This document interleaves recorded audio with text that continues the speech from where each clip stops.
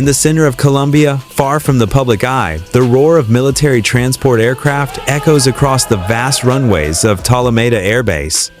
Within its perimeter, hundreds of elite soldiers from the 82nd Airborne Division of the U.S. Army and the National Army of Colombia stand assembled, ready to move at a moment's notice. These troops are part of an elite fraternity, Airborne Paratroopers, trained to deploy rapidly and strike deep behind enemy lines.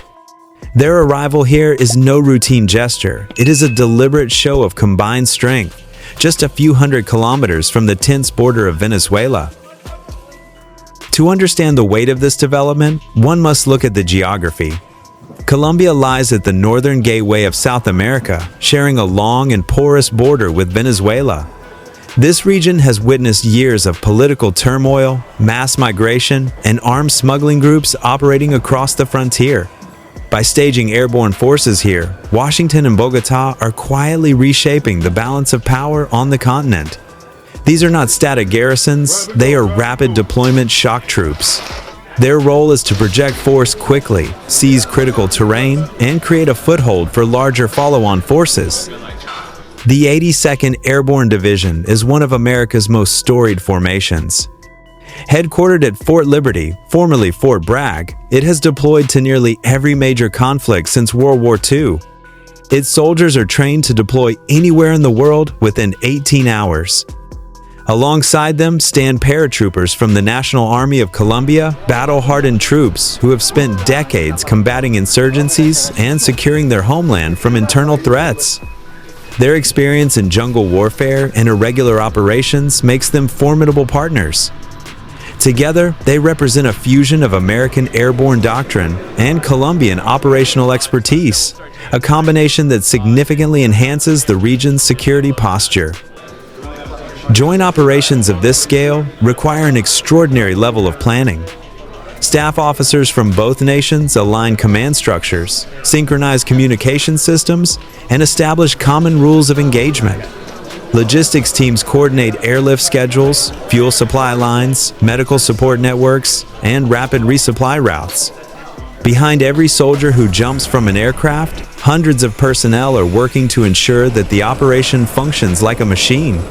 The seamless integration of these forces sends a message. They are capable, coordinated, and ready to act. The presence of U.S. airborne forces in Colombia is not aimed at any single conflict, but its symbolism is unmistakable. Across the border, Venezuela remains locked in economic collapse and political instability. The crisis has forced millions to flee, triggering one of the largest migration waves in the hemisphere.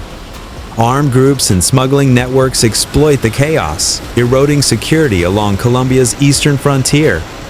By deploying elite airborne units close to this troubled border, the United States Southern Command demonstrates its willingness to back Colombia and deter further destabilization.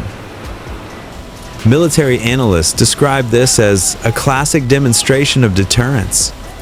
The goal is not to fight, but to show the ability to fight, instantly and decisively if needed. Every successful joint operation builds confidence between allies. It shows that if a crisis erupts, these forces will not hesitate, and they will not need months to prepare. They are already coordinated, already deployed, and already watching. For potential adversaries, this sends a clear and sobering message. Airborne units are unique in the modern battlefield. Unlike traditional ground forces, they are designed for sudden insertion into contested zones. Paratroopers can secure airfields, ports, and choke points before heavier units arrive.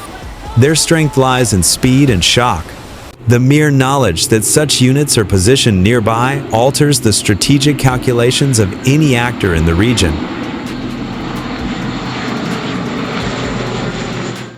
For Colombia, this partnership bolsters national security and elevates its military standing in the region. It strengthens defense ties with Washington and provides access to advanced training, intelligence, and logistical networks. For the United States, it creates a reliable forward presence in northern South America, a critical staging area between the Caribbean, Central America, and the Pacific approaches. And for Venezuela's leadership, it serves as a constant reminder that the skies above Colombia can deliver highly trained forces in hours, not weeks. As the operation concludes and the troops return to their bases, nothing appears to have changed on the map. But in the minds of decision-makers across the continent, the impact is clear. The United States and Colombia have proven that they can combine forces swiftly, seamlessly, and on a scale large enough to influence the regional balance. Even as the runways fall silent, the echo of their presence continues to reverberate across South America. It is a signal not of war, but of readiness. A reminder that powerful forces now stand watch just beyond Venezuela's northern frontier.